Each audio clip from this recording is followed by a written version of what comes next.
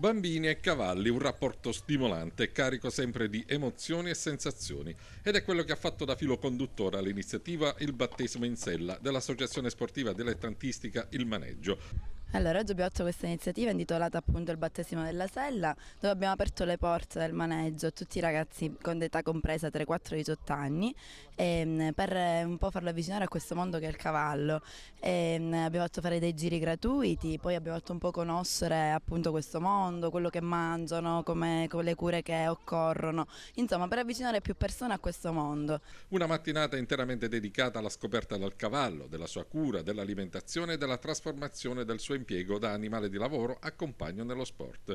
I partecipanti hanno avuto l'opportunità di montare a cavallo con l'ausilio di personale specializzato e di hôtes de face e di assaporare le emozioni che soltanto il cavallo è in grado di trasmettere. Tantissimo. Questa è la prima volta? No, che salgo sul cavallo no, però che cavalco un cavallo sì. Tantissimo. È la prima volta che sali sul cavallo oppure già altre volte è capitato? Già altre volte. Diventerai una brava cavallerizza? Sì.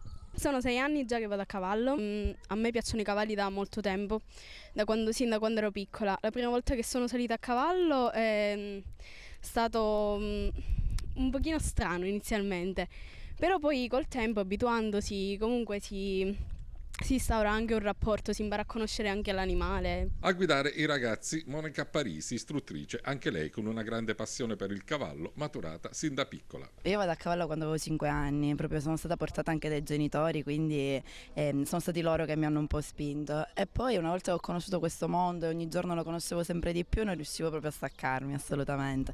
È importante appunto questo rapporto tra bambini, animali e bambine, soprattutto cavalli. Sì, è importante, il cavallo anche aiuta molto, fa uscire molto anche magari dai caratteri un po' chiusi, sa, quei bimbi un po' più riservati, aiuta molto a essere più estroversi, insomma. Poi per chi piace la natura non c'è posto più bello.